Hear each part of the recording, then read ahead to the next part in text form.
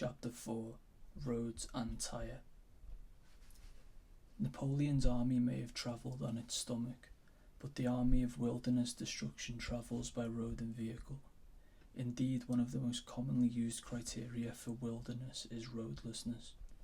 Roads are used for logging, for mineral exploration and development, for oil and gas activity, for grazing management, for power line construction, for dam building, for ski area, recreational and subdivision development. Trappers, poachers, slob hunters, archaeological site vandals, prospectors, seismographic crews and other vanguards of the industrial spoliation of the wild use four-wheel drive vehicles on dirt roads, on jeep trails and cross-country. Then there are the mindless masturbators on their 4x4s, ATVs, ORVs, dune buggies, muscle wagons, dirt bikes, tricycles, and nature knows what else, ripping up the land, leaving their tracks as their imbecilic calling cards, running down wildlife and disrupting non-motorised recreation. The road network on public lands, however, cannot be effectively guarded against a serious campaign to close it. The money is not available to both build and constantly repair roads in rough, remote country, and vehicles, whether on the roads or off, are highly vulnerable to having their tyres flattened if they enter areas where they don't belong. With the simple tools and techniques discussed in this chapter, an Ecodefender can essentially declare her own wilderness boundary and safeguard an area from vehicle-borne destruction. A two roadless areas separated by a dirt road, close it. A cherry stem road invading a block of wild country from all sides, shut them off at the periphery. Is the Forest Service building a logging road into prime wildlife habitat? Wreck it. A miners, seismographers, surveyors, trappers or poachers threatening your area, take the transportation away. A bozos on their tricycles or dune buggies trashing a wild canyon, roadless beach or desert valley, flatten their tyres and make them walk out. The most vulnerable portion of the industrial infrastructure is the transportation network. The Ecodefender can safely, securely, cheaply and effectively disrupt it and save wild country. Most monkey wrenches are focused on disabling heavy equipment, cutting down billboards and more recently spiking trees. All of these are worthwhile, but road spiking and destroying roads have not received the attention due to them. With the United States Forest Service continuing a gargantuan road building program in currently roadless areas, monkey wrenches need to make a major effort to close these roads. This chapter tells you how to do just that. An additional attraction of road spiking or road destruction is that it is much more difficult for the villains to protect hundreds of miles of road from sabotage than it is for them to guard a few pieces of heavy equipment or active logging sites. You're in much less danger of apprehension doing this kind of monkey wrenching out in the wildwood than you are crawling around equipment yards. Nonetheless, do not neglect basic security precautions. Road spiking. A modern version of the Vietnamese punji stake offers a simple means of closing an unsurfaced road. An angle-cut metal rod driven into the road's wheel rut will puncture tyres while not harming people. The half-inch diameter rod, protruding only about 3 inches, is too blunt to penetrate a shoe sole under a person's weight, but sharp enough to puncture the tyre of a heavy vehicle. With this technique, you can cure an ORV problem or make a logging mining operation unprofitable. By harassing a survey or exploration crew with these, you might persuade a corporation not to proceed with a mining or drilling operation. The possible applications are extensive, since almost any exploitative enterprise requires roads. You can buy the materials to close a road for pocket change, and can emplace the stakes alone in a very brief time. By not involving anyone else, you can ensure that nobody can betray you. That peace of mind is sometimes worth more than the encouraging companionship. Since the stakes can be driven quickly and easily, there is little chance of being seen, let alone identified, if you exercise even minimal caution. Obtaining the materials. Any piece of hard metal that can be sharpened and driven into the ground will work. For convenience and economy, we recommend 1/2 inch diameter steel rod used for concrete reinforcement, usually called number 4 rebar in the construction trades. If you buy rebar pre-cut to length, you will order 1 foot number 4 dowels, and you will have to sharpen one end. If you decide to cut the stakes from longer rods, you can hacksaw stakes such that the ends are sharp enough. Cut the rods off at a sharp angle, at least 45 degrees every couple of feet. Then cut these pieces in half with a straight across cut. Thus each stake is about 1 foot long, with one sharp end and one blunt end. Stakes longer than a foot are hard to drive deep enough into rocky ground, much shorter and they are not stable. Longer ones may be useful in very soft ground. If you buy the longer rod and cut it, keep in mind that rebar is usually bought by contractors in quantity and delivered to a construction site, so do not call attention to yourself by repeatedly buying small quantities of rebar and hacksaw blades in the same building supply store in an area where road spiking is taking the profits of some local rip-off. Rebar is common, ordinary stuff, though, and nobody will take any interest in why you want it, so long as you don't need a salesperson's help in figuring out what and how much to order. Order a length that you can easily transport. Buy the best hacksaw blades, since cheap ones break easily and will only make a few cuts before dulling. Buy the longest blade you can find in order to get a decent stroke. Most hacksaws accept blades of various lengths. This will make cutting much easier. Expedient method of cutting stakes. Secure one end of the rod by clamping, jamming, etc., and lay the free end across a crotched or notched piece of wood under the cut to be made, about 1 foot from the end. Lay the blade alongside one of the retention ridges which run across the rebar at a 45-degree angle. Make several light strokes until the blade cuts into the rebar enough to prevent sideways slipping. With a little practice, you can cut more than a dozen road spikes an hour in this manner. If you cut up a rod or two in your spare time during a week, you'll have plenty by the weekend. Building a jig. For ease and convenience, you may want to build a jig to hold the rod steady and to guide the saw blade. Any kind of mitre box that doesn't reduce the length of the stroke much is okay. A simple method is to place 2 cement blocks on end and place the length of rebar to be cut in the grooves on the end. Saw the rebar between the cement blocks. Using an acetylene torch. A torch is the fastest and easiest method of turning out large numbers of stakes. Learning how to cut as opposed to welding or joining with a torch is easy. Someone can show you in half an hour how to hook up and adjust the equipment well enough to burn off rods.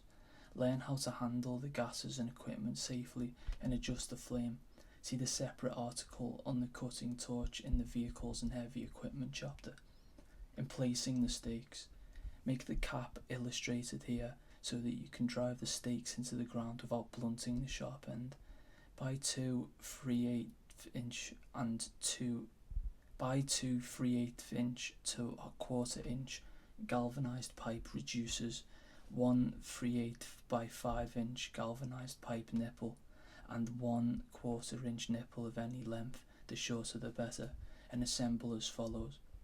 Screw the 5-inch long pipe into the large ends of both reducers. Screw the smaller pipe into the small end of one of the reducers, then cut it off flush. Place the reducer with the flush cut nipple over the sharp end of the road spike and hammer the other end of the reducer to drive the stake into the ground. If you simply put a piece of 1/4 inch pipe over the sharp end of the stake and hammered on it to drive in the rebar, one pipe end would deform very quickly from hammering and the stake would wedge up in the other end. The reducers hold their shape and make this a long-lasting tool. Driving the first stake creates a seat in the end that fits over the stake, into which succeeding road spikes should be fitted. Where to place road spikes. For effectiveness and safety, Give thought to where you place road spikes. Avoid areas where a blowout or flat from the stake might put the driver of the vehicle in danger. Roads or jeep trails with a sheer, long drop-off on one side are obvious danger zones. Choose instead a flat area or low point in the vehicle path. Determine whether you should spike a long vehicle route at the beginning or in a remote location in the middle. Will a flat miles from nowhere endanger a typically overweight soft ORV? Although road spikes are difficult to see from a vehicle, particularly a charging muscle wagon, picking a spot where they will be extra difficult to see will increase their effectiveness. Choose a spot where vegetation to the side, shadows, a dip in the route, a curve, or other natural camouflaging will obscure the 3 inches of dark rod protruding from the ground. Also, pick a site where there is an excellent chance of the road spike making contact with a tyre. At some point along a vehicle route, there may be several feet of variance for the tyres. Several road spikes may be needed across the route to flatten a tyre. Instead, select a spot where the rut or natural constrictions keep the tyre tread confined and where one spike is sure to make contact with knobby rubber. Crossings of streams and dry washes are also choice locations. Look at the terrain and previous vehicle tracks to determine where each of your spikes will wreak maximum but not dangerous havoc on vehicle tyres that should not be there. Consider the direction most vehicles will be travelling and incline the road spikes accordingly. It may be necessary on some routes to direct your spikes in both directions. Even with proper planning of spike emplacement, your road spikes may stand out, but a tumbleweed, litter, or small branches over visible spikes to hide them. Daniel Boone. Field notes. Check a dead-end Jeep trail before you spike it. It is best to flatten someone's tyres when they are going in, not coming out. Often a trustworthy partner is useful for security. While one person drives the spikes in the road, the other can watch or listen for vehicles or hikers. Prudently used radios can add to security. See the section on tools in the security chapter for a discussion on radios. Placing a rag over the head of the spike driver when hammering in stakes may help to deaden the noise of hammering. Rebar is cheap. A 20-foot length at one suburban building supply store was only $3.50. Rebar also saws easily and quickly with a good hacksaw blade. Don't be intimidated by the task until you try it. Disguise your spikes with small branches. These may be effective on logging roads. Soon drivers will be afraid to drive over any fragment of dead tree. 3/8" rebar can also be used for road spikes. It is cheaper, 79 cents for a 10-foot length. Saws easier, is lighter to transport in your pack. Except for really macho tyres, it should do an adequate job. 3/8" diameter rebar cut in 2 or 3 foot lengths can be found effective for flattening the tyres of dune buggies and the like on beaches and in sand dune areas. 3 rebar can oftentimes be had by scouting around old construction sites where short pieces have been discarded. On almost every construction job where rebar is used, many small pieces will be left over. If you walk up and ask whoever is putting in the steel if you can have the leftover rebar for a home project, they generally will be happy to give it to you. A quick and easy way to cut rebar for road spikes is to rent a heavy pair of bolt cutters, handles at least 3 feet long. Place one handle on the ground and stand on the grip. You want the whole cutter lying on the ground except for the one handle used to work the jaws. While keeping the cutters flat, raise the jaws as high as you can. Place the rebar in as close to the hinge pin as possible. Then put your full weight on the handle. The jaws will eat right through, crimping the bar into a razor sharp edge. Be careful, you can lose blood to these sharp little suckers. You may not be able to cut the rebar at more than a 20-degree angle, but field experience has proven that to be sharp enough. This method works well for anyone over 175 pounds. A smaller person might want to use a hydraulic cutter. In 2 hours you can have enough stakes to spike a lot of Jeep trail. The so-called Anti-Drug Abuse Act of 1988, which made tree spiking a federal felony, also makes road spiking, including nail boards, a similar crime. This testifies to the effectiveness of road spiking and to the concern industry and ORVers have about its increasing use. See the section on federal anti-spiking legislation in the developments chapter. An alternative spike driver. Rebar road spikes can be driven into soft muddy ground without dulling the business end and without using a spike driver. Tightly clamp a large pair of vice grips to the spike and tap on the vice grips with a hammer to sink the spike into the ground. In harder ground, vice grips and a simple spike driver can be used. Use a 3-inch section of 3/8" pipe with a 3/8" by 1/4 inch reducer or a 3/8" end cap, block off cap, screwed on the end. Tightly clamp the vice grips 3¼ inches from the pointed end of the rebar road spike. Slide the spike driver over the rebar so it rests on the vice grips but does not touch the sharp end of the rebar. 1/2 inch gap should be present. By hammering on the end of the spike driver, the rebar spike will be driven into the ground through the vice grips which you grip. See illustration. St. Francis. Advanced road spiking. Here are some ideas to increase the effectiveness of rebar road spikes.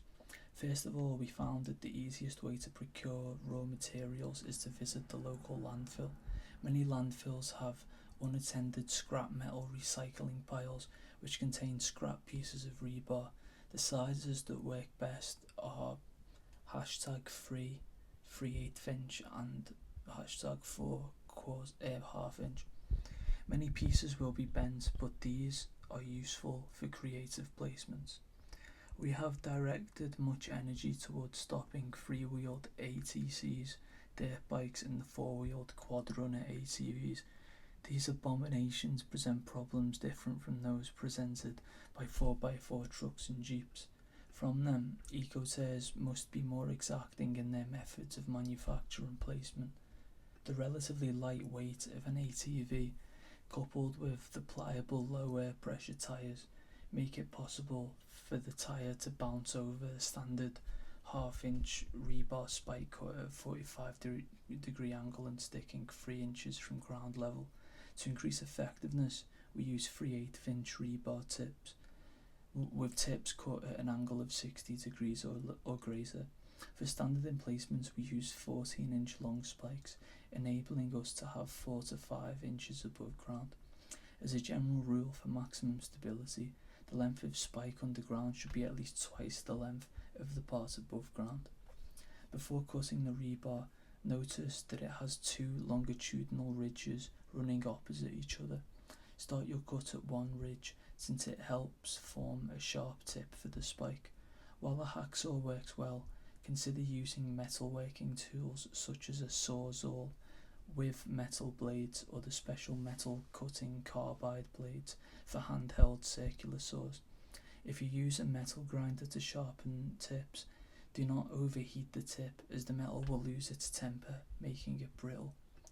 Our most effective emplacement tool is a block of 1½ inch plywood or 3 1/2 inch plywood strips nailed together. The block should be 3 to 4 inches wide, enough to grip well, and 8 to 10 inches long. Align your spike tip and place the block over the tip and drive with your single jackhammer. Plywood drives the spikes without dulling the tips and will not split apart. The plywood block is easily removed from the spike and will last a long time. It produces far less noise than metal emplacement tools and is simple to replace. Plywood would also be easier to explain should one be questioned, or to toss if someone approaches. As these spikes have sharp tips, wear gloves when handling them. You should wear gloves anyway for security reasons, and you should make sure that spikes don't carry fingerprints. Consider making special containers for carrying your spikes. Unprotected, they can puncture a backpack. We constructed spike quivers out of 3-inch diameter ABS plastic pipe. The 3-inch size holds 20 to 30 3/8-inch spikes. You'll need 2 3-inch caps. One should be cemented on and the other attached with a small draw cord. D-rings can be mounted at each end by using a large 3-inch hose clamp. D-rings can be mounted at each end by using large 3-inch hose clamps, and a nylon luggage strap can be clipped on to the D-rings to form a sling. The quivers can be carried in a day pack. When ready to emplace spikes, simply pull out the quiver, sling it over your neck and shoulder, and you have 20 spikes at your gloved fingertips. Robin Road. Spikeboards and Nailboards. Another weapon against tyres is the spike or nail board. Short scraps of rebar left over after making spikes are useful here. For rebar spikes, take a 2 to 4 foot length of standard 2x4 or 2x6 lumber and stud it with spikes. Our spikes protrude 4 to 6 inches out of the board at a 45-degree angle and are usually placed 3 to 4 inches apart. The spikes can all be angled in one direction or angled 2 ways so as to puncture tyres coming from either direction. To place the spikes, drill a hole the diameter of the spike at the desired angle through the board. After placing the spikes in the board, you may want to nail another board across the bottom as backing, so the weight of the vehicle won't drive the spike down into the hole after the tip accomplishes its purpose. However, this may not be a hazard with the lighter ATCs and ATVs. A 4x4 ATV may weigh 500 pounds sans rider. Nail boards made from the strips of 1 inch or 1.5 inch thick plywood with numerous nails driven through an angle are ideal for dirt bikes, whose narrow tyres may miss rebar spikes. We recommend nails of at least 20D size, since smaller ones might be bent by the tyres. Nails and spikeboards should be anchored to the ground. This is done by drilling a hole in each end of the board and by driving an L-shaped piece of rebar through each hole. We use 14-inch L's for soil emplacements and 36-inch L's for sand or mud emplacements. Bury the wood portion of your nail or spikeboard in the ground. Carry a digging tool for this. Camouflage your emplacements, be creative. Most ATV and dirt bike yahoos won't think anything of running over a small piece of brush, tumbleweed or litter which conceals a spikeboard. Be sure to avoid leaving fingerprints anywhere on your spike and nail boards and on your tools. Keep in mind that by making spikes sharper and by using spike and nail boards, we may increase the risk of injury, and that is not our purpose. Thus, use these emplacements only where there is little chance of injury to the general public. Dave Harleyson. Field notes. An easy way to drive nails through a nail board is to place the board on sand or soft dirt and drive the nails through the board into the dirt. Turn it over and you have your nail board. To anchor nail boards, try driving large nails or bridge timber spikes through the nail board into the ground. Some field agents argue that nails should not extend more than 1.5 inches cut from the board because they will bend on contact with the tyres. For cheap and easy nail boards, stud a piece of irregularly shaped cardboard, it looks more like trash anyway, with roofing nails, and spray paint the whole thing brown so the nails are not noticeable from a moving vehicle. Do the same with a piece of carpet scrap, but no paint this time. Remember that many dirt bike and ATV riders are children and mentally handicapped individuals. Be careful, many dirt bikes travel at high rates of speed. Place tyre puncturing devices with the safety of the rider in mind. Other dirt bikers are of the most uncouth, violent and potentially dangerous variety of Babus Americanus. Be careful. You do not want to be captured by these slavering morons or even suspected of doing anything against them. How to make caltrops. Caltrops are extremely effective for flattening tyres on stink machines of 2, 3 and 4 wheel varieties. They are sold through Soldier of Fortune style mail order houses for about $1.75 each, and possession is legal. If you are a beginning welder, you can easily make your own for less than 10 cents a piece. Take a welding class at your local community college. Learn how to cut and weld using an oxyacetylene outfit. You'll be amazed at how much this will expand your horizons as a monkey wrencher. A cutting torch can slice through iron like hot knife through butter. See the cutting torch article in the Vehicles and Heavy Equipment chapter. Ingredients: oxyacetylene welding outfit, small diameter welding rod, 12 pounds of 20D nails bright box, sturdy workbench and 2 vices, 3 pairs of welding goggles, 18-inch handle bolt cutters, medium weight hammers, 2 pairs of pliers. Clamp one handle of the bolt cutters horizontally in the vise. Hold a nail in the jaws at a 45-degree angle with one hand and push the free handle down with the other hand to snip off the head and leave a nasty looking point where the head was. Cut the minimum amount of nail off with the head. It's easier to snip when the nail is jammed as far into the jaws as possible. You might as well do this to 600 nails while you're at it. Wear safety glasses to protect your eyes in case a nail head flies off. Be careful to save every single nail head for appropriate disposal somewhere other than your workshop. Now mark the centre of each headless nail with a felt tip pen. The best way to do this is by marking 2 parallel lines on the workbench, 1/2 nail length apart, and laying the nails over these lines to mark them. Once all the nails have been cut and marked, you're ready to make a prototype caltrop. Clamp one of those double pointed nails vertically in the vise with the midpoint mark just showing. Bang it over with the hammer until you have a wide L shape with an interior angle in the neighbourhood of 110 degrees. Make sure it comes out with the bend at the midpoint. Do this to only 6 nails. Clamp one of these bent nails with one tip in the jaws of the vise so that it is in an upright V position. Balance another bent nail over the first one crosswire in the inverted V position. This is what a caltrop looks like. All you have to do now is weld the nails together. Notice that there is a convenient place for 2 tack welds where the nails cross, and 2 more places on the underside. Strike the torch and do a tack weld. Before the weld cools, tweak the caltrop with pliers so that it is symmetrical. Do the other tack weld. Turn off the torch so that you will have 2 free hands to loosen the vise slightly. Grab the caltrop with pliers.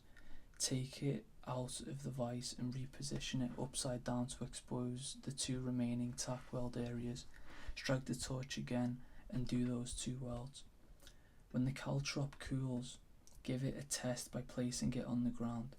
No matter how it falls, one point should be vertical.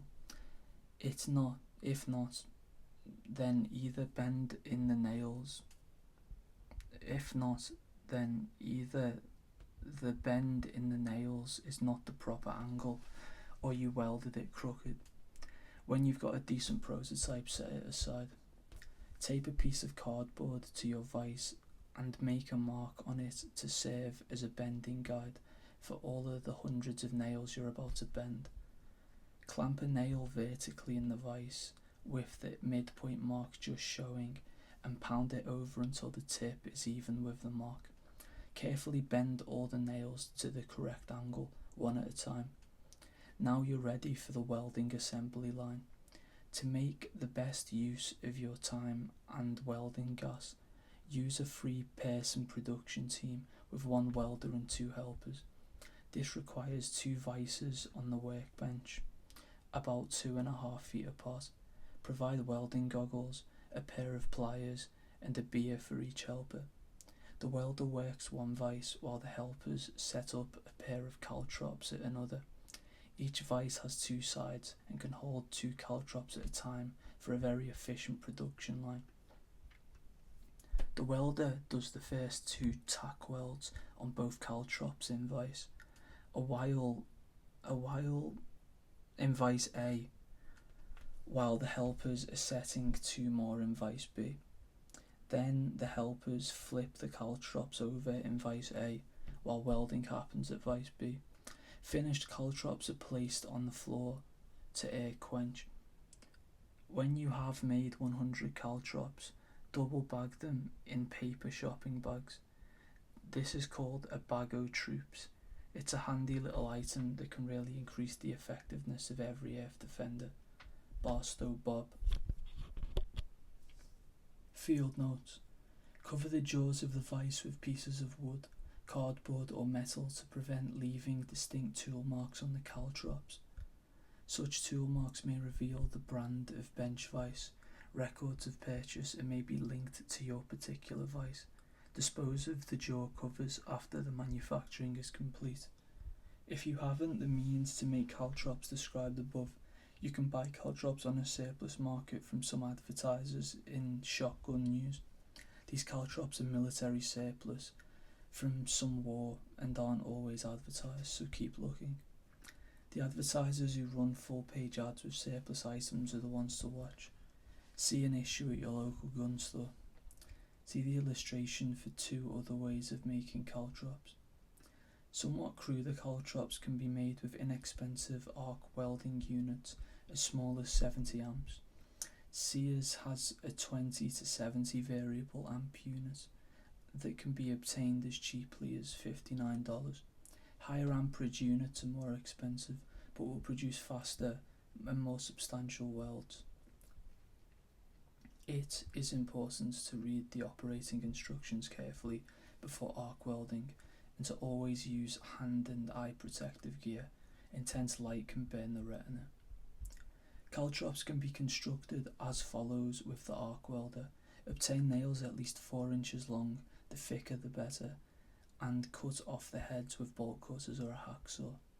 Sharpen both ends on a grinding wheel. Extreme sharpness is not necessary as the weight of the vehicle drives the nail into the tyre, even if somewhat blunt. Weld at least 3 of these nails together in opposing planes so that there is a tripod effect no matter how a thrown caltrop lands. To perform the actual welding, place one nail in a vise, hold the other in a pair of vice grips, and use your other hand to hold the electrode. Sidewinder. Short on caltrops. Put a caltrop or other sharp object inside the target. Many off-roaders love to drive over the random beer can or paper cup in the road, so put a surprising one. Those styrofoam clamshell containers from fast food places even have a use. One will hold the business end of a broken bottle with its point up. These targets make clean-up afterwards easier and minimise possible injury to animals, hikers, ORVers and yourself. Effective caltrops can be made with 4 to 6 inch reinforcing mesh used in concreting. This mesh cut at an angle in the middle of each span will produce steel crosses. Bend them at right angles to form quick caltrops. Spray paint caltrops black for use on asphalt so they will be less conspicuous. For simple caltrops, drive a half dozen long nails through a golf ball so that they stick out in all directions. Spray paint the whole thing with a colour similar to the surface on which they might be used. Remember that a box of these in your car or truck might look very suspicious to a policeman on a random traffic stop. If a policeman on a random road traffic stop decides to go poking around in your vehicle in the hope of finding an open liquor bottle, drugs or stolen goods. Other tyre flattening methods. Roofing nails. When flattening dirt bike tyres to keep them from tearing up country, the monkey wrencher should be concerned about endangering the rider. An effective but seemingly safe method is placing upended simplex roofing nails. These nails have large heads, so they will stand on end easily. They are available at every hardware store and they are cheap. The nails come in lengths up to 2.5 inches long. This is long enough for dirt bike tyres and regular auto tyres, but not long enough to flatten a heavy duty four-wheeler tyre. The safety advantage of roofing nails is that they won't dump a bike from a blowout, but will eventually cause the tyre to go flat in a period of time from minutes to hours. The best place to set them is at the entrance to an illegal dirt bike trail. For maximum effectiveness, hand set them with the bases down and cover the bases with some road dirt to camouflage them. Paint them the same colour as the ground if you really want to hide them. One distinct advantage of roofing nails over a permanent installation is that the tyre will pick up the nail and carry it away for a while. This ensures the biker won't be able to pinpoint the exact spot where the nails are deposited. A disadvantage is that these nails will probably go through a tennis shoe sole, so you don't want to set them where runners will go. A single person can scatter hundreds of these nails in a short time. They can also be scattered caltrop fashion in order to evade pursuers, although many of the nails will not fall points up. Hand setting the nails at strategic points will ensure that all the bases are down.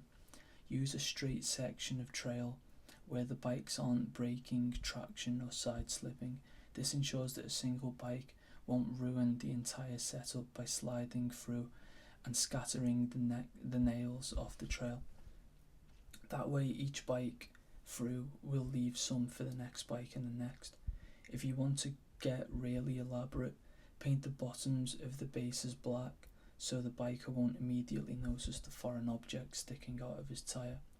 Field note: a company called Dings Magnetic markets a variety of road magnets to pick up nails and other metal on roads and at construction sites.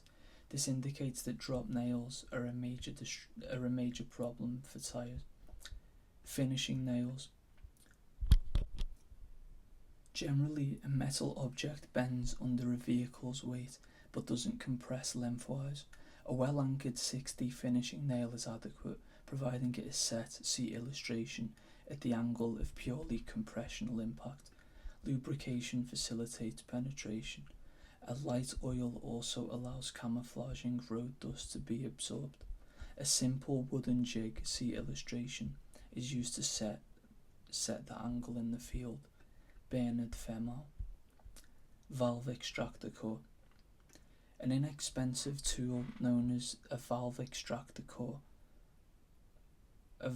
core extractor, provides an alternative method for flattening tyres.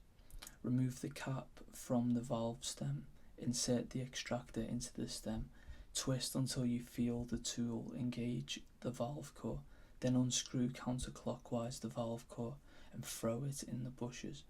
Doing this to all the tyres on the vehicle would immobilise it without permanently destroying the tyres. Valve core extractors may be purchased cheaply at most bicycle shops.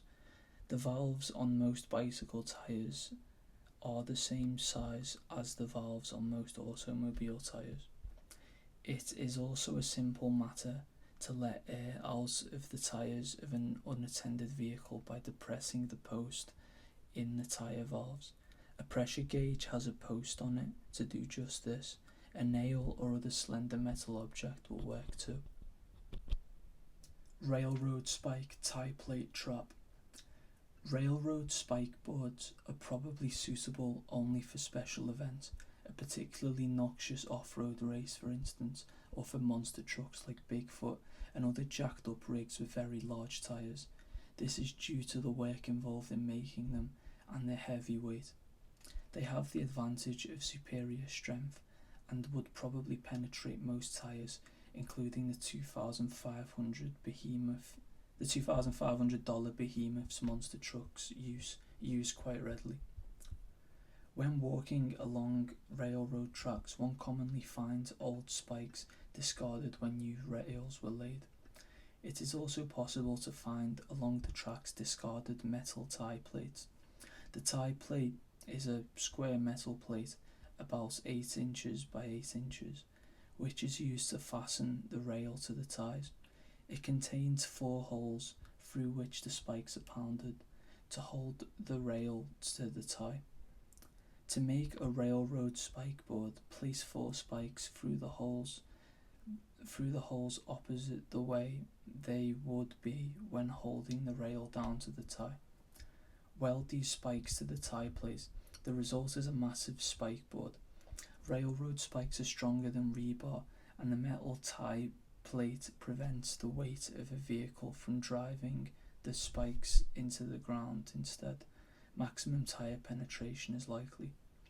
The weight of these spikeboards makes them suitable for use in desert canyons where monster trucks like to romp and frolic. The best place to put them would be in stream crossings underwater. Pick known vehicle crossings or on rivers where the ORVs will be charging down rather than simply across the stream. Look for narrow spots in the canyon where vehicles will not have much choice of route. If the bottom is rocky, simply place the spikeboards where the water is deep enough or opaque enough so they won't be spotted by the oncoming drivers. If the bottom is sandy or muddy, find a flat rock and place a spikeboard on top of it. There must be enough resistance beneath the spikeboard to drive the spike firmly into the tyre. Another suitable location to nail monster trucks with railroad spikeboards would be in thick vegetation.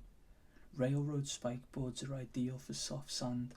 The plate can be buried with only part of the length of the spikes protruding above the surface. If the spikes are spray painted with a colour matching the sand and or camouflaged with vegetation, they probably won't be noticed by the driver of a speeding vehicle, particularly during a race.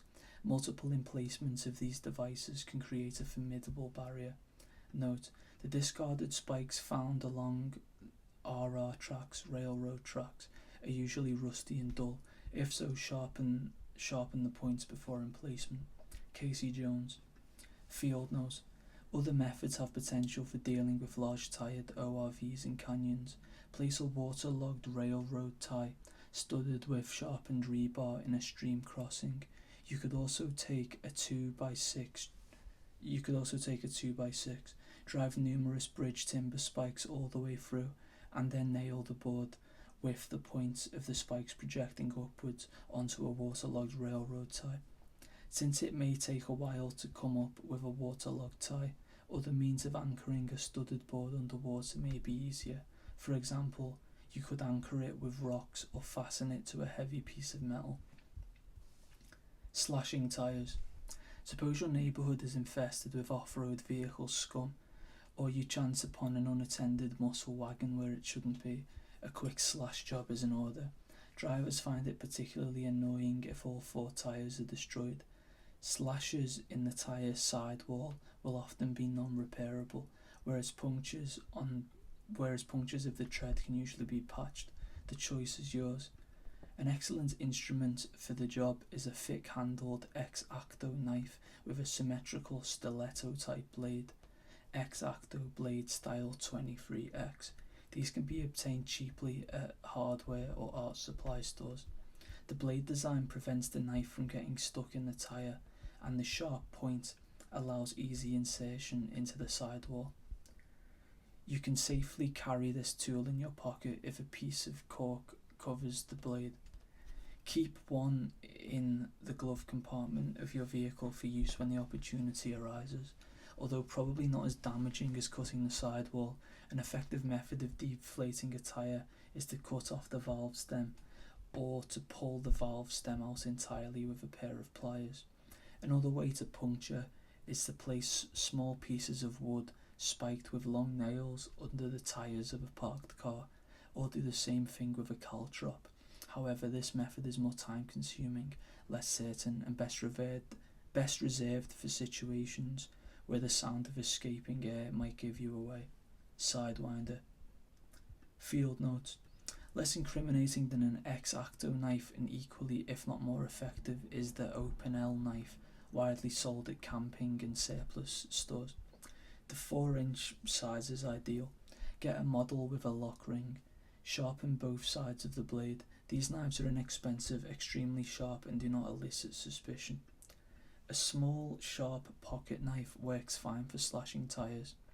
Place the point firmly against the sidewall and push with a slight sawing motion if necessary. The tyre is ruined, it cannot be patched. If you slash a tyre, make sure you really slash it so that it flattens.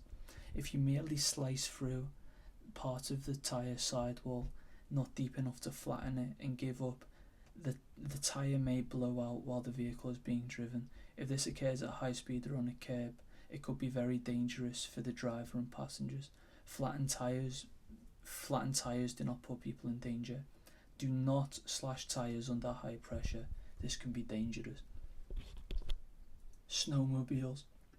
It's time to haul out the old monkey wrench and turn the screws on the snowmobile in cult. Snow machines harm plants and animals, waste energy and resources, and destroy the solitude of the woods with excessive noise. One way to deter snowmobiling in sensitive areas that have marked snowmobile trails, much of the North Woods, would be a committed but decentralised effort, beginning with the departure of snow, to remove and ruin signs and posts associated with snowmobile trails. Trail markers and trail identification and promotion signs should all be removed. Safety signs such as stop signs at intersecting highways should probably remain. Equipment for sign removal is minimal, usually a box end or crescent wrench to turn out a couple of lag screws.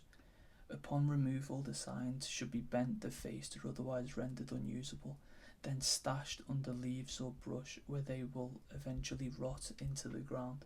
If concealment is not a problem, a small pruning saw or bow saw would also be useful to cut the signpost into several pieces.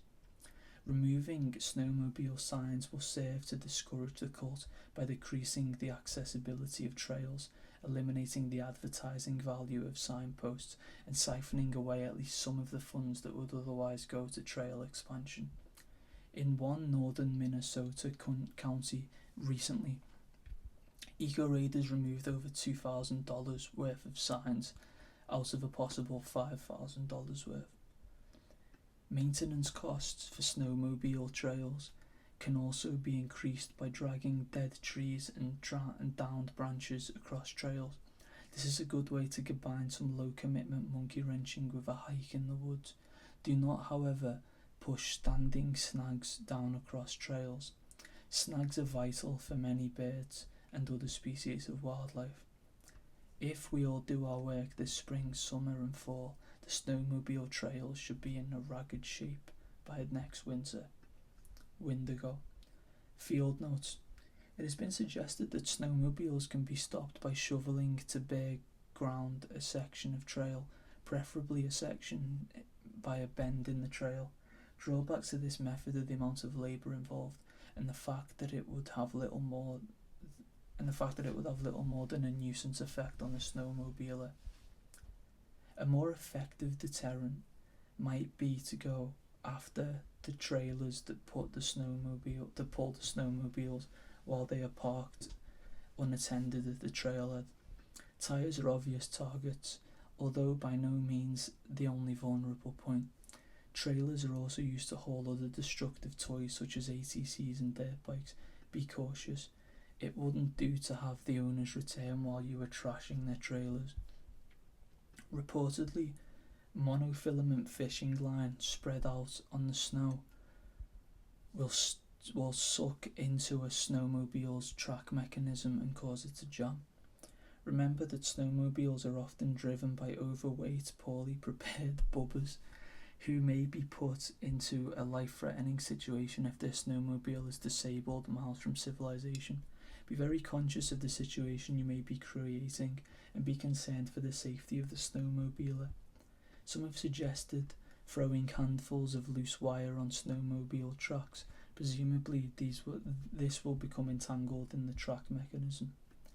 Just walk up to a parked crotch rocket with some wire cutters and press the throttle on the right handlebar. to the handle and clip the exposed cable. Sprays to prevent car fan belts from slipping or some other abrasive sprayed between the track and the wheels might cause the whole thing to heat up and melt to itself. Snowmobilers are always concerned about their track melting to the rubber runners when they are travelling at high speeds in dry snow. This might work best with rental units, most operators of which are inexperienced. Snowmobile rental outfits have a hard time getting insurance anyway, and with a little wrenching these toys could become too expensive to play with. Snowmobiles are also vulnerable to the methods discussed in the Vehicles and Heavy Equipment chapter. Closing roads. Most exploitation of the wild requires roads, and the industrial machine could not afford to constantly repair the road network on public lands if even a few hundred people across the country were making a spare time project of trashing it. Roads are difficult and expensive to maintain, especially in the areas we want to save. Selecting areas such as de facto wilderness or roadless areas denies protection in the Rare 2 rip-off BLM Wilderness Review, and subsequent wilderness legislation can be protected by closing the unsurfaced roads that are built and used in the process of exploitation. Individuals can use the techniques described here with simple, cheap tools to prevent vehicle access to sensitive areas. You can deter the testing needed to provide commercial feasibility for proposed developments such as mining or oil and gas drilling. You can discourage the construction of a timber harvest road in a national forest roadless area. You also can harass and render unprofitable an existing exploitative enterprise. The simplest and often most effective way to inhibit vehicle travel is with road spikes previously discussed, but for a variety of reasons you may want to employ additional methods of stopping traffic. You might want to make the damage look like an act of nature, or at most of vandalism. You may wish to prevent quick repair of the road. As each road spike is found, it can be removed, whereas some of these techniques will necessitate major repairs. On occasion, the money, equipment and initiative to take the repairs will not come together, and they will be postponed. Numerous instances of damages to roads will multiply the effects, and eventually large parts of the transportation infrastructure on public lands will be abandoned. In this era of high federal deficits, construction and repair of controversial roads that are continually being sabotaged will be recognised as pouring money down a rat hole. The well-known methods of cutting a tree across or rolling a boulder onto a road are of limited value, but they are of value if enough people do them frequently. The intruder can cut trees out of the way and suffers little loss. Trees can be of greater use on footpaths where dirt bikes are a problem. Hikers simply step over, while the bike has to be dragged over the logs. Of course, the logs have to be placed in spots where dirt bikes can't ride around the ends, and this must be done in many places to present a real deterrent.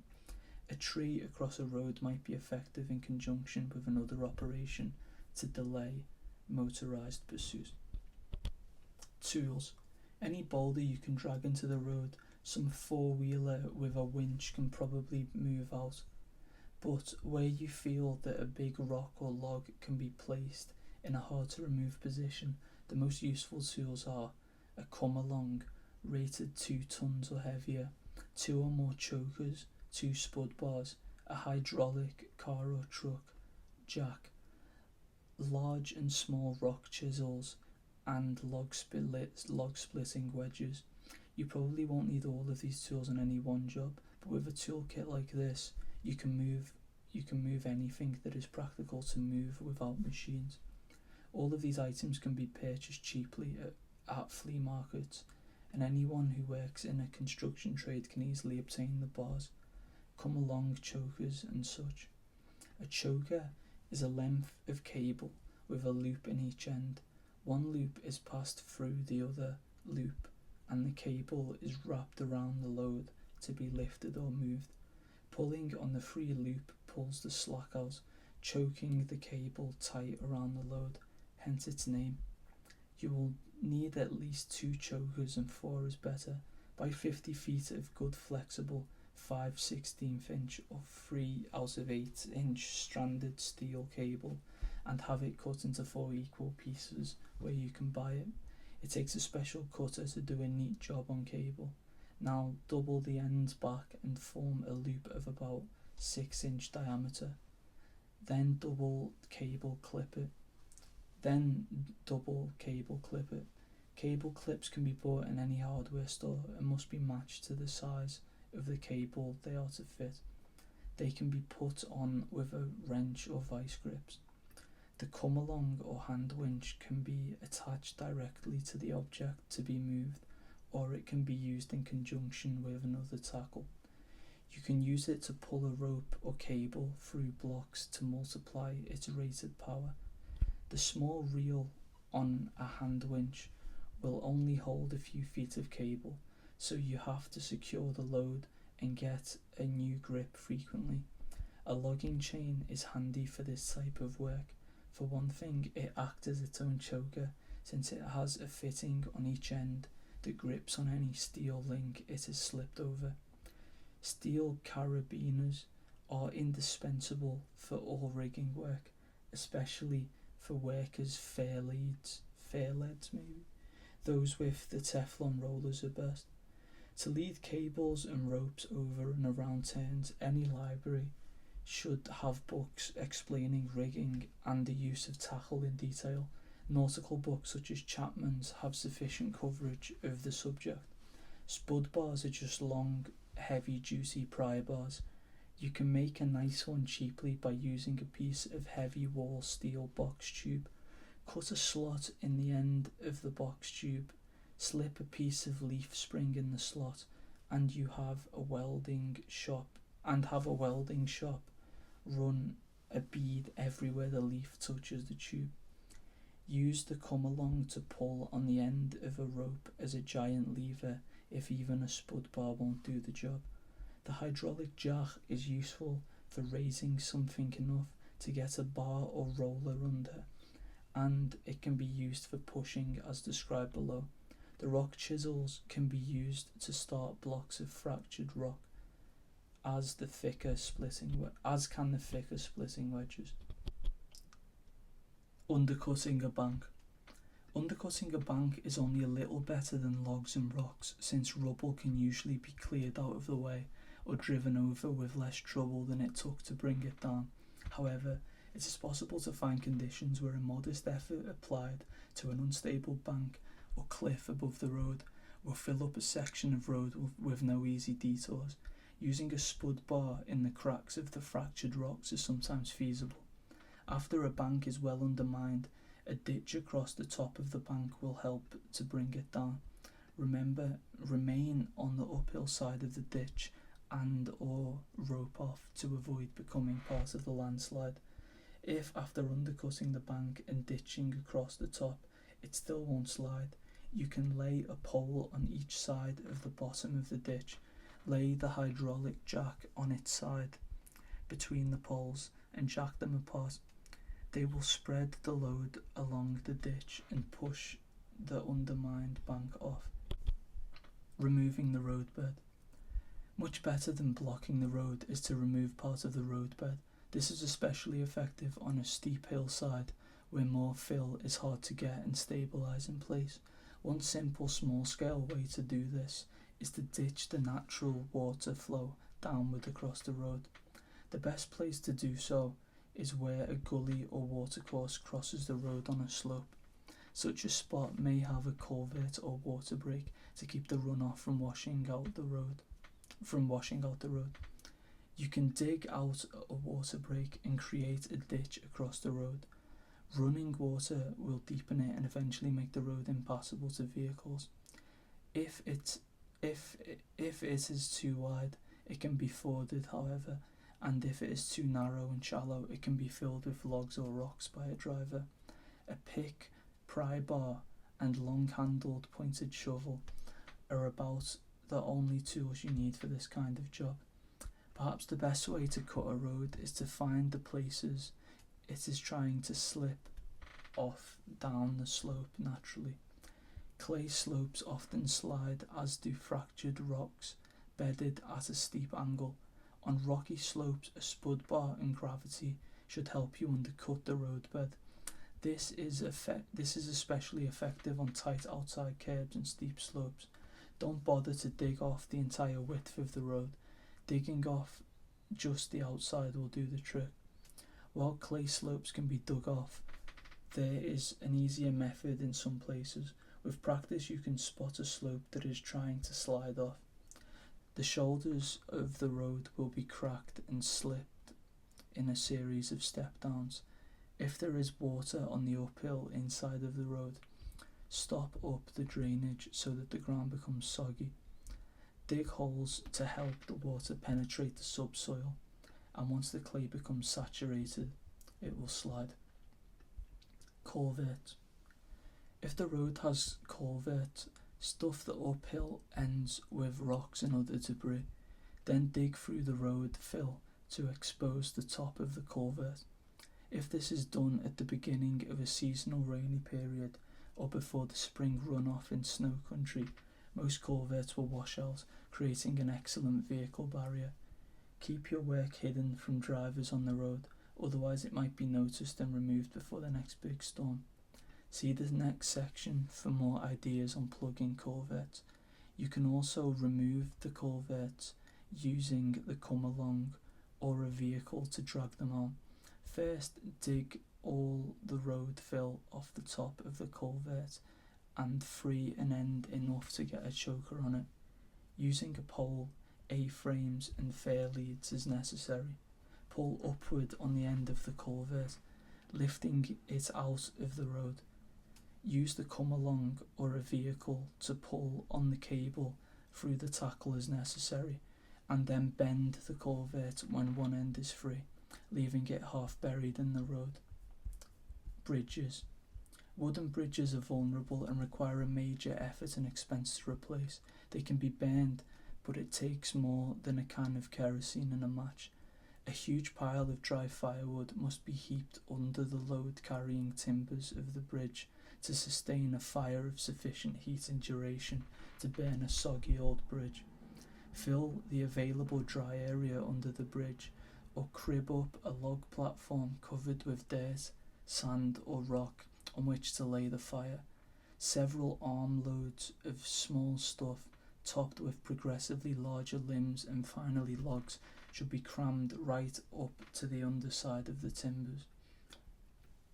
After the small stuff burns a little and the fire collapses, you should stoke it with big limbs and logs and stuff the openings with branches. Then you can walk away confident of the results. Do not try to burn bridges in drought conditions or fire season. You don't want to be responsible for a forest fire. You can also saw through the bridge timbers from the underside with a chain, bow or crosscut saw. It is hard to avoid hitting nails. This conceivably could be dangerous with a chainsaw. See the tree spiking section in the developments chapter. If noise is a problem, a bow saw blade cuts easily when sharp and can be quickly replaced when dulled. A few drops of kerosene will make it cut smoothly in resinous or creosote treated wood.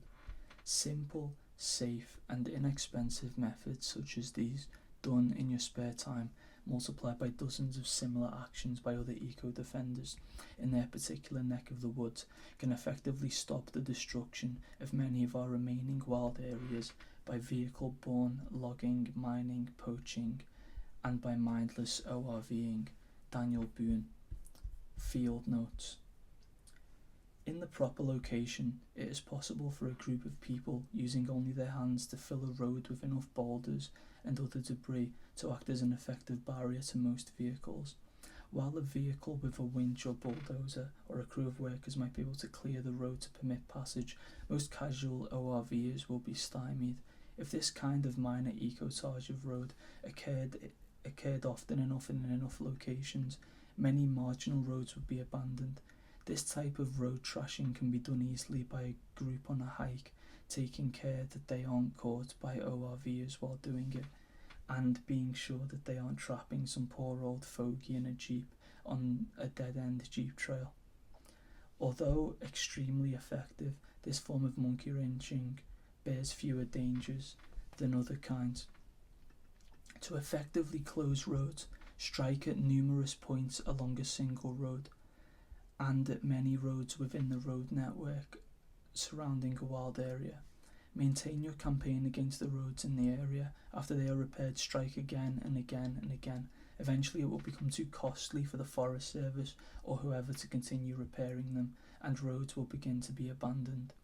Keep in mind that as your campaign against roads becomes more effective and costly, your security precautions will need to become more stringent to avoid being caught in an increased law enforcement campaign to protect the roads. Concern about the federal deficit, budget overruns and deficit timber sales are conducive to citizen road closures. Forest Service and BLM budgets will be tighter in the future. A massive but dispersed campaign of nibbling away at the road infrastructure on the public lands will soon exhaust agency road repair and construction budgets. Many Forest Service roads have gates which allow the Forest Service to close the roads at will for a variety of purposes. Wildlife protection is one reason, but these gates may also be used to keep protesters out of a timber sale area. You can cause confusion by getting cheap padlocks at a city hardware store and closing and locking such gates yourself. A little liquid solder in the keyhole prevents the lock from being picked. Most FS gates have a casing around the lock to prevent them from being cut with bolt cutters. See the section on jamming locks in the chapter on miscellaneous deviltry for other ideas. Close a road near the beginning, this keeps vehicles out. One of the cleverest monkey wrenching escapades involved the controversial landing strip in the middle of Selway Bitterroot Wilderness area in Idaho. In 1986, an unknown person dug 21 holes with a post hole digger in rows 3 abreast along the strip. Salt was put into each. Elk and deer poured up the holes to get the salt and made the dirt strip unusable for aircraft landing. Plugging culverts. In the last several years, many experienced monkey wrenchers have come to believe that the most effective single form of ecotage to defend wildlands is to plug culverts on dirt and gravel roads. Floodwaters from storms or snow melt, unable to flow under the road through a culvert, wash out on the road, making it impassable.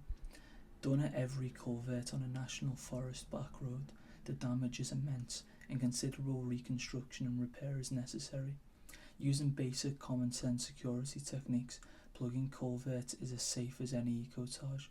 It does not carry severe legal penalties, though you still don't want to be caught. It does not carry a dangerous onus like tree spiking. It is simple, quick, easy and effective. The idea is to plug the culvert inside the inlet opening so that the plugging is not visible to road maintenance crews peering down from the road while leaning on their shovels or by Freddies driving by in their pickups. In the last several years, many eco-defenders have begun to experiment with culvert plugging. The following are some of the methods developed. See also the section on plugging pipes in the developments chapter for additional ideas. Use your imagination. Culverts are perhaps the most vulnerable part of the wilderness destroying infrastructure. 1. To take out roads without heavy equipment or back-breaking labour, get some 2x4s, chicken wire, black plastic, nails and a staple gun. With such goods, a friend and I plugged 6 key culverts on one of the most notorious roads ever pushed into a wilderness, all in one night. These materials and tools are light enough so that you and a friend can pack them into the area, thus not having to drive and leave your vehicle in an incriminating spot. You'll generally be working below the road surface, so even if a car comes, you'll either be out of sight already, or you can watch for headlights and duck in time. Scope out the road ahead of time. Measure the diameters of the culverts at strategic points on the road, then go home and cut 2x4s to fit each of the culverts. For culverts 30 inches and less in diameter, all you need are 2 pieces a few inches longer than the diameter. For longer culverts you might want more strength than this simple X-frame can provide. You could use 3 in the form of a triangle or 4 in the shape of a tic-tac-toe, but don't nail them together yet. You'll also need enough chicken wire and black plastic to cover twice the combined surface areas of your culvert ends. Bring a few pounds of galvanised 16-penny nails, 3 inches long, staples and a staple gun, wire cutters and a pickaxe. Nail the 2x4s together to make a frame that fits over the uphill end of the culvert. Once you've fitted the frame, cut a piece of chicken wire about 4 feet wider and taller than the end of the culvert. Centre the wire over the frame and liberally staple it in place. Then cut an equivalent piece of black plastic and staple it over the chicken wire. You may need to use several overlapping pieces. Place rocks, soil and other heavy debris on the bottom, top and side to hold the plug securely in place. This is where the pickaxe is handy. If there was a water flowing through the culvert, it should now be backing up and forming a little reservoir. As long as your frame can support the weight, this lake should grow until it washes over the road. You might want to let some water continue to flow through the poking holes in the bottom of the plastic. This way your efforts are more likely to remain unnoticed until after the next big rainstorm or until snow melts. The increased flow during a storm will cause more damage. Siskiyou said. 2. A very effective way of plugging culverts is as follows. Slide a plywood shelf into the culvert so you can lie on it. See illustration.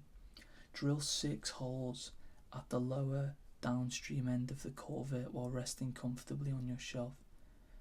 Twist in heavy eye screws with a section of the dowel.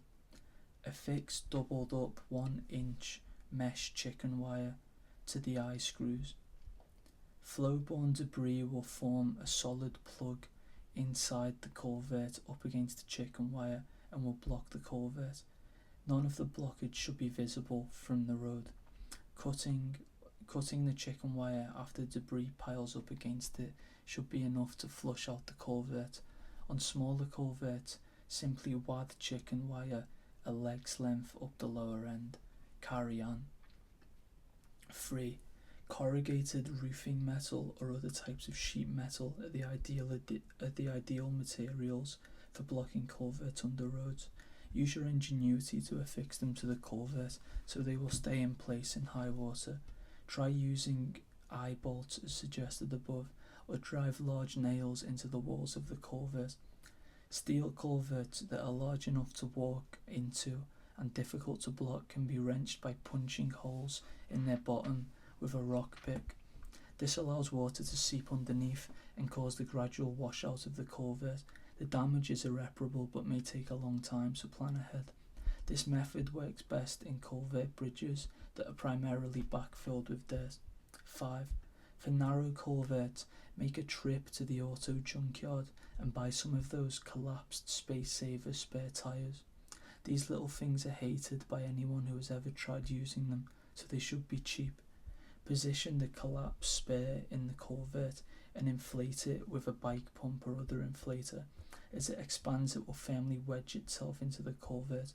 This should be enough of a flow restriction, but you could also plug the donut hole with debris.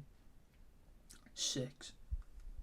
Plug culverts on newer roads that haven't been fully compacted. These wash out more easily. Plug culverts in road sections that have substantial fill on the outlet side. It is more difficult to repair and wash these out. 7.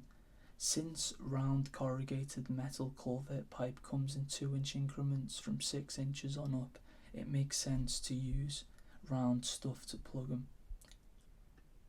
Eye volleyballs at 8 inches, soccer balls at 9 inches and basketballs at 9 inches plus can be used to plug 8 to 12 inch diameter culverts. Partially deflate the ball, shove it into the culvert inlet at a short distance, then overinflate it in place with a small portable foot-operated tyre pump available at Sears with pressure gauge, 100 psi maximum, for under $10.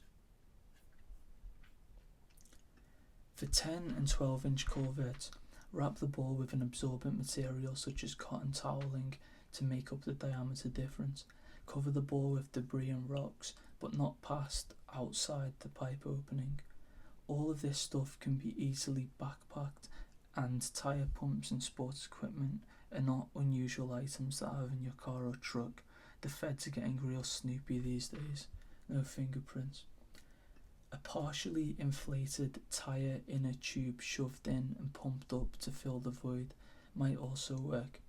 It would be more flexible for various culvert sizes, but would require more pumping.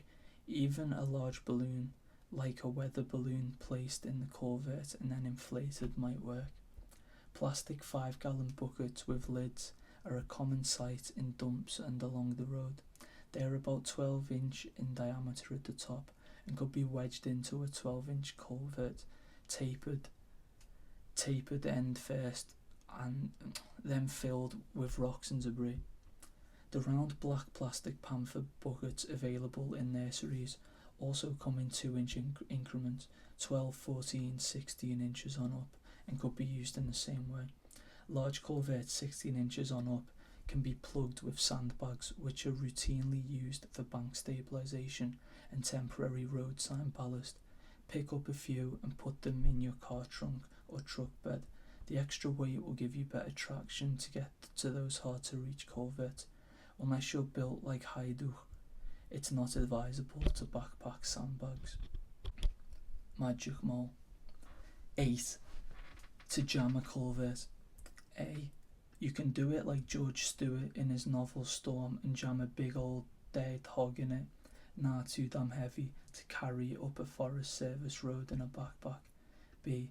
If the sucker is between say 6 inches in diameter and 2 feet, you could use plastic 2-part expanding wall insulating foam in appropriate amounts in a trash bag, which you very quickly jam in the culvert as the stuff expands.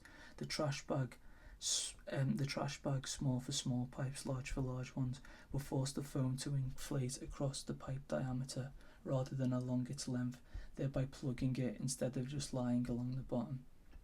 Buy the 2-part 50-50 mix expanding foam, which comes in 2 1-pint containers, available at most home builder supply stores. It supposedly expands 40 times the liquid volume, but assume a 50% advertising exaggeration. Therefore, if you have an initial volume of 1 quart, 2 pints, expect 5 gallons of foam to fill the pipe. But be scientific and experiment with the stuff before trying it in a culvert you want to plug. The couple of quarts of liquid, trash bags and expanding foam are easy to carry in a backpack.